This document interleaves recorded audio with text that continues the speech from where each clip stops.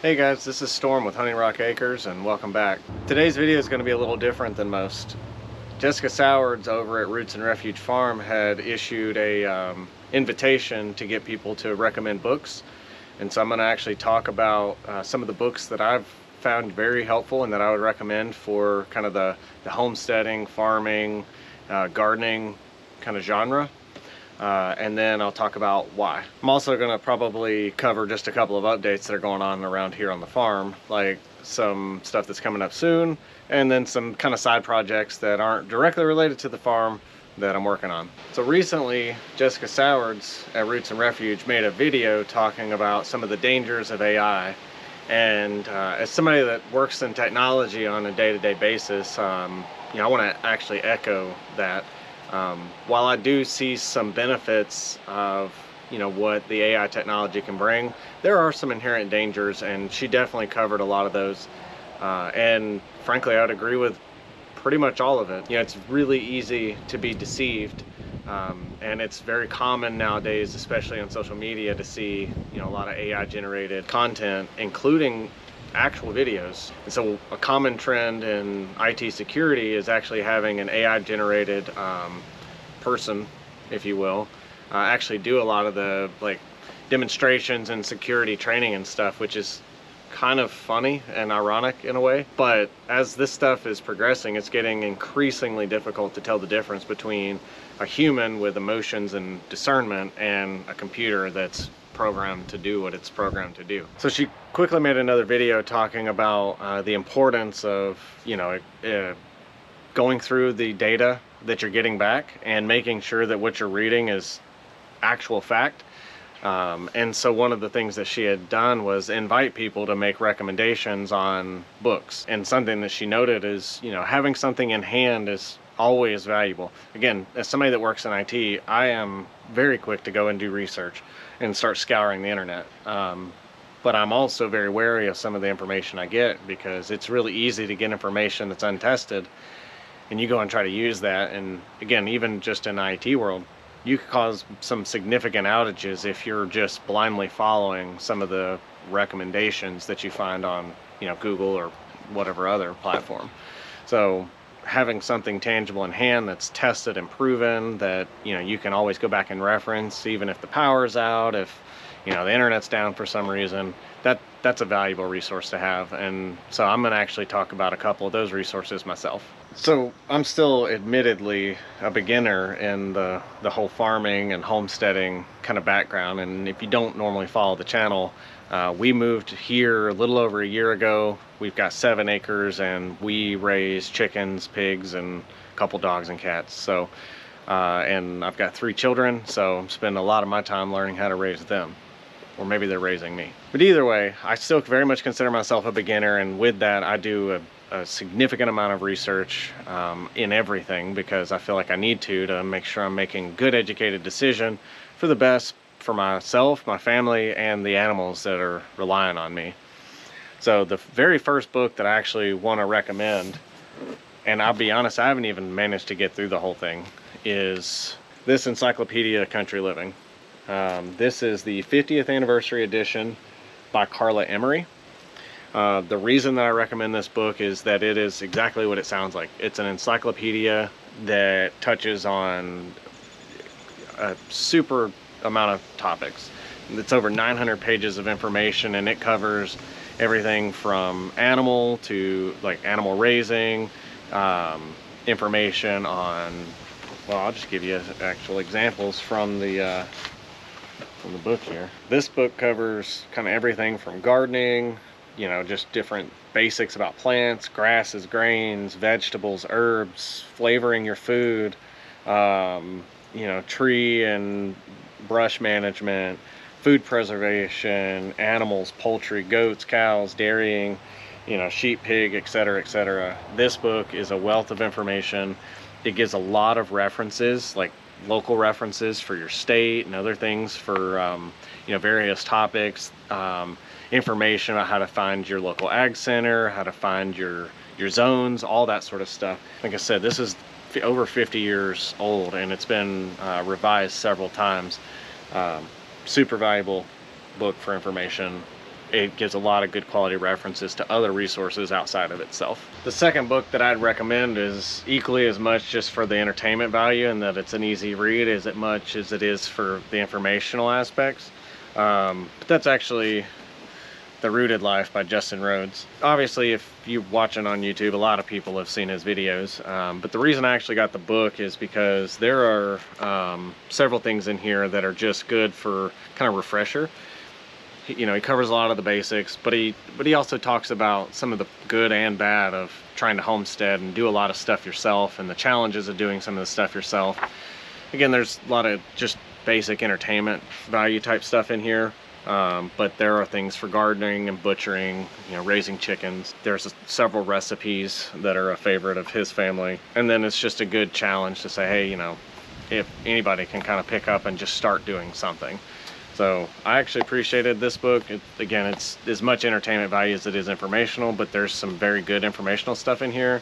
There's some good pictures and imagery and stuff, so this would be another option. All right, so the third one that I've got here is actually from somebody that, if you've done any sort of like regenerative ag, you've heard of his name, and that's Joel Salatin. So he's got several books. I've read and own several of those books. These are definitely a more intensive reading, but there's a ton of information. He is a wealth of knowledge, in my opinion, and whether you agree or don't agree with all of his methods, there's so much information, and it's delivered in a very genuine and intentional way. So I had to pick one. I'd say an honorable mention for me was Pastured Poultry Profits, and that's just because it talks a lot about, you know, specific for, you know, raising chicken for meat. That's a personal, like, sensitive thing. If you know me, you know that I've had an allergic, you know, reaction to chicken most of my life, but actually raising my own, I can eat it. And so I've got video on that. I'd love for you to go check it out. But again, the main one I actually decided to go with is You Can Farm. A lot of people will get into, you know, kind of homesteading or farming, and one of the things that you got to figure out how to do is how to fund it. And while not everybody wants to start a business out of it, there are a lot of good things in here that, one, will help you start a business if you want to, and help you kind of categorize things. But I actually think it does a good job of helping you understand how to stay focused on what you're doing and think of ways on how to make that not just profitable, but also not just a money pit, because it's really easy, you know, the whole joke about chicken math, it's really easy to kind of get carried away. And so kind of keeping your focus on the purpose of why you're doing what you're doing, and, you know, some good resources on that. This book has been very valuable for me. You know, just a quick bit through the contents. It's talking about figuring out what your vision's going to be, you know, digging through your ideas, give some examples of his experience on good avenues and bad avenues, getting started, what to look for, how to do it, and then how to adjust your business model, things of that nature. So this will be my third one. The last one that I decided to go with is actually a little bit of a non-traditional book, maybe. That is Butchering by Adam Danforth. This book, I've never butchered an animal before. A few months ago, me and a couple of my family members, we butchered several chickens, and I use this book as a reference guide for a lot of that, for how to prep for it, what materials I needed, the process, how to handle the birds, how to break them down once they're butchered. This book covers poultry, rabbit, lamb, goat, and pork. I believe he's got another book for doing larger animals. One of the reasons why I think this book is so valuable is there's some good information, a lot about how to prep. It shows you a lot of the breakdown, the different parts of the bird. It talks about the specific tools you'll need. And then it just gives a little bit of background on why you're butchering some of it the way you are. I mean, there's a lot of information about, you know, the connective tissues, the muscle structure, the bone structure. I mean, it's a plethora of information. And it's got a lot of actual pictures, color photography, to show you like what to expect, where to cut, how to do it, how to age it. I mean, this has been a very good book for the chickens, and I've been studying this because if you follow our channel, you know that we raise chickens and pigs, and so pigs are up next. My dad and I raised these together. We've been debating on sending them to a butcher or trying it ourselves, and well, it's expensive to send to a butcher, and we want to know how to do it. So we've been doing some research and studying, and this has been a good resource so far, and I think this will be a very good resource when the time comes. This will be my last book. All right, so that's all I've got. I decided to kind of boil it down just to those 4 books for now. Again, as a beginner, those have been extremely valuable to me. I think they'll be valuable for much longer than just the first year. And I think that this effort to get some visibility to, you know, make sure people understand the importance of double checking and making sure they have access to reliable information is a very worthwhile endeavor. So I hope you find this helpful. The rest of this video, I'm gonna just give some updates on some things going around on the farm. So if you want to still tag along, I'd appreciate it. Otherwise, I appreciate you joining and at least checking out this portion. We'll see you again. All right, so I haven't actually talked about the pool and what it's gonna become much, but we just started tearing down the old pool deck and decided to turn this into our fire pit. And so for now, I'm leaving the liner down, but we're gonna put gravel in here. We're gonna line it with some rock border, and yeah, this is gonna be our new fire pit. So we're enjoying fire at the bottom of our pool. Another thing I actually need to give an update on is the chickens. So earlier this week, I made a video about how I lost a few chickens overnight, and to make a long story short, I did end up confirming that it was Lucille that got a hold of them.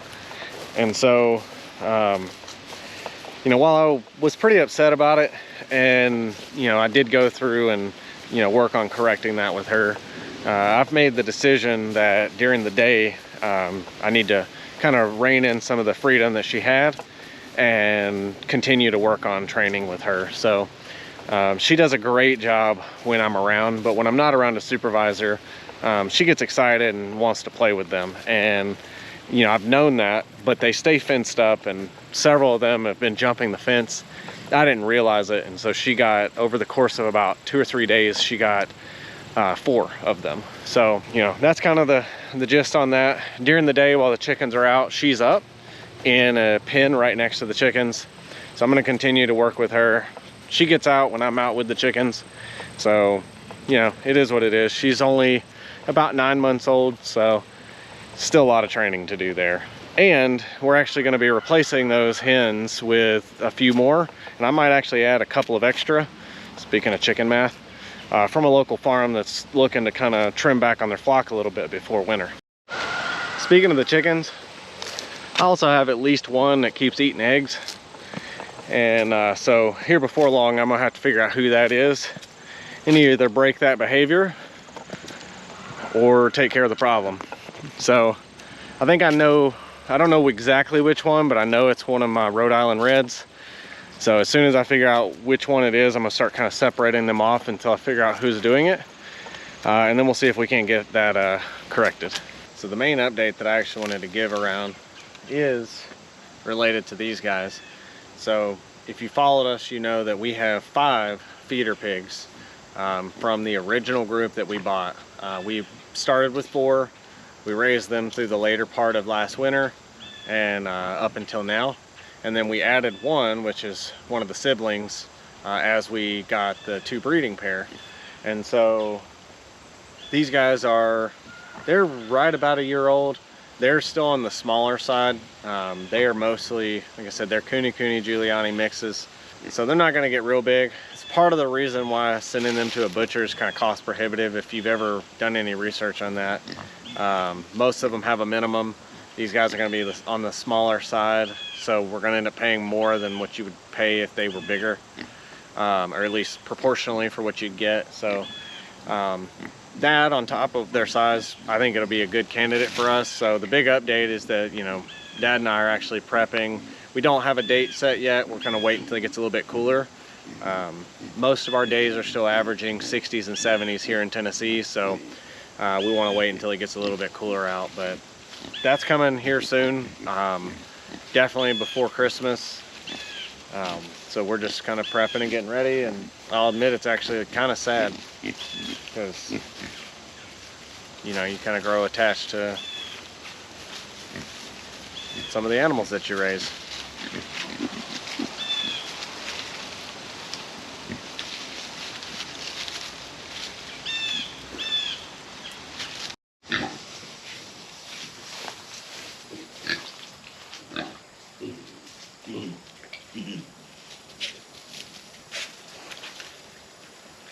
What you got there, Molly?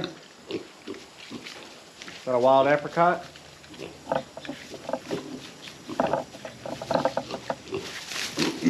So admittedly, the main reason... What are you doing? Eating my boots? Stop it.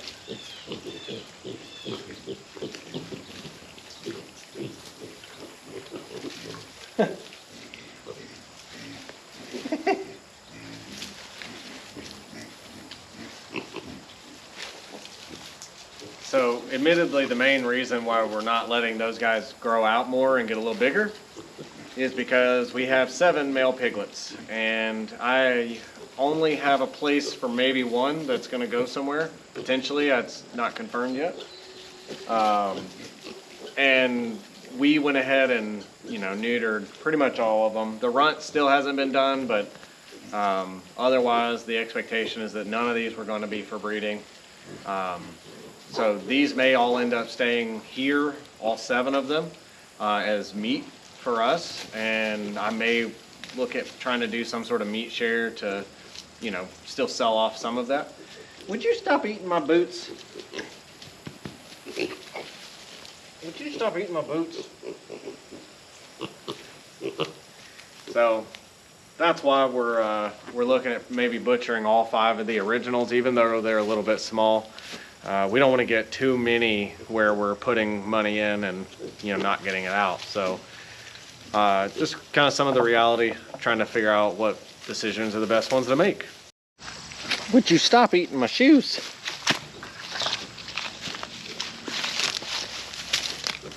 So Molly's been slowly weaning these guys off. She's drying off a little bit, you can tell, but she hasn't really been pushing them off too much, but